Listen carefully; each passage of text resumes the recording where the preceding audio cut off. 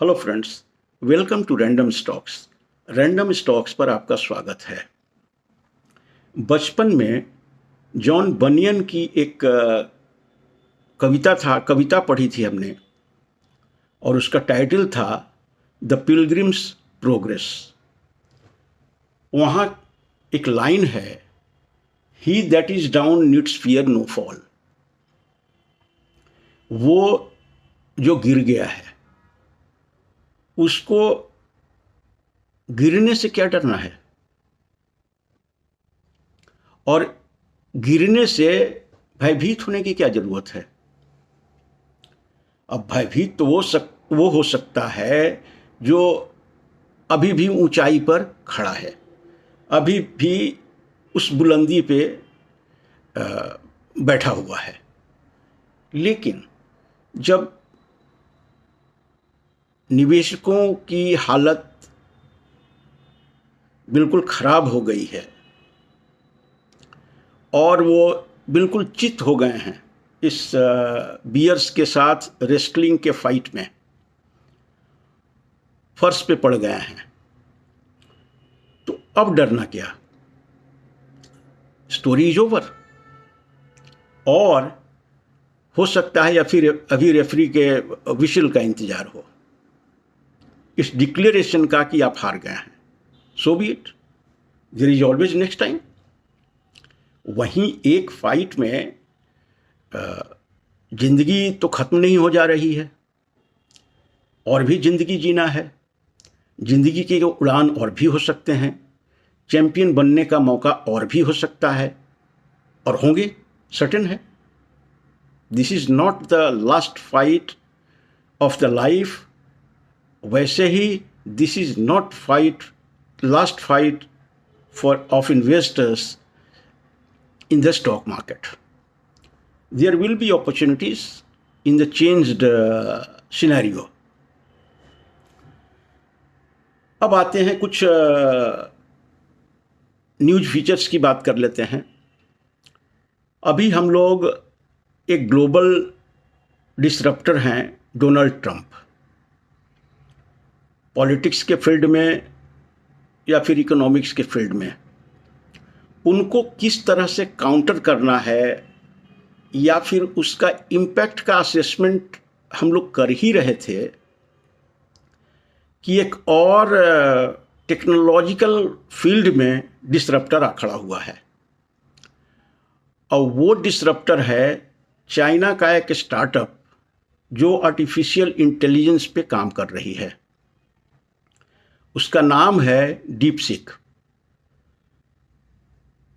ऐसा कहा जा रहा है कि डीप सीक का जो डाउनलोड्स है गूगल स्टोर पे, वो चैट जीपीटी को भी सरपास कर गया है। काफ़ी पॉपुलर हो रहा है, और पॉपुलर होने का कारण ये है कि वो सस्ता है। इसलिए इसका भी टेक्नोलॉजिकल फील्ड में बहुत इम्पैक्ट होने जा रहा है। आज अमेरिका के मार्केट्स को, नैस्डैक के फ्यूचर्स को देखें, अभी मार्केट ओपन होने में टाइम है, और फ्यूचर्स पे ही हम एक जजमेंट ले सकते हैं। तो नैस्डैक 4% डाउन है, और एनवीडिया के शेयर का मूवमेंट्स को आज नैस्डैक में बड़ा इंटरेस्टिंग होगा देखना। तो कहाँ से कौन डिसरप्टर आ जा रहा है, कहना बड़ा मुश्किल है। अब बजट भी अपने आप में डिसरप्टर ही है। अब बजट में जो भी उम्मीद है, तो एक्सपर्ट्स इस राय पे एक सहमत होते दिख रहे हैं कि वहाँ से कुछ मिलने वाला है नहीं। एक्सपेक्टेशंस का क्या, वो तो एक्सपेक्टेशंस हैं, रियलिटी तो नहीं है। तो बजट आखिरी डिसरप्टर होगा इस सीरीज में। अब मार्केट जितने भी ये नेगेटिव फैक्टर्स हैं, जितने भी ये क्लामिटीज हैं, जितने भी ये डेवलपमेंट्स हैं उसको डिस्काउंट करने में लगा है। अब डिस्काउंट में कहाँ तक मार्केट नीचे जाएगा ये कहना बड़ा मुश्किल है। अभी इंडियन विक्स को भी देखें तो करीब 18-20% के आसपास वो चला गया है और उम्मीद है कि ये 25-28% जाएगा और वहाँ फिर मार्केट को कुछ सपोर्ट मिलने की गुंजाइश होगी, क्योंकि वहाँ उसके ऊपर विक्स फैक्टर का जाना मतलब वो इमेजिनेशन में हो सकता है, वो अभी आप उसके बारे में सोच नहीं सकते हैं। अब बजट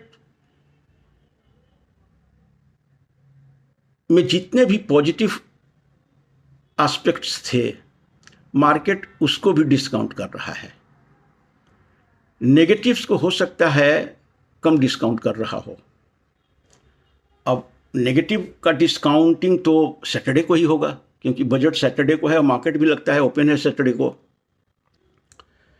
लेकिन अब हमें लगता है कि ये जितने भी नेगेटिव फैक्टर्स थे और बजट को अप्रोच होने तक सब डिस्काउंट हो जाएंगे, सब डिस्काउंट हो जाएंगे।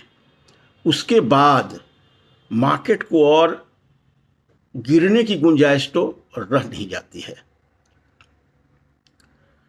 लेकिन मार्केट के बारे में ये हमारे शब्द जो हैं न जाने कितने बार हम बोल चुके हैं, and I have been wrong on every occasion. So अब हमें भी एक स्टैंड लेना मुश्किल हो रहा है। मार्केट की ऐसी दुर्दशा है।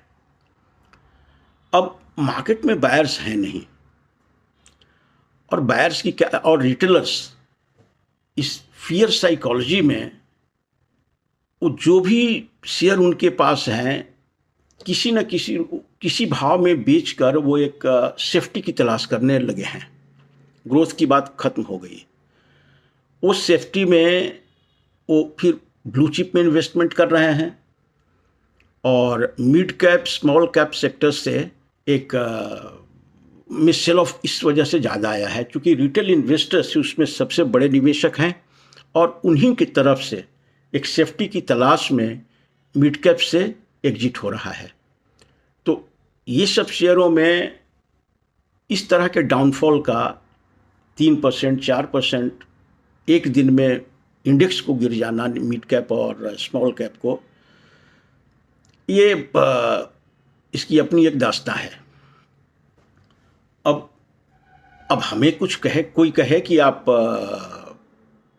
इस भाव में कोई शेयर अपने पोर्टफोलियो का बेचिए, तो सेल कॉल लेने से पहले हमें एक जजमेंट लेना होगा, एक डिसीजन लेना होगा। Is it fair to sell at this level? If not, फिर कोई मतलब नहीं है।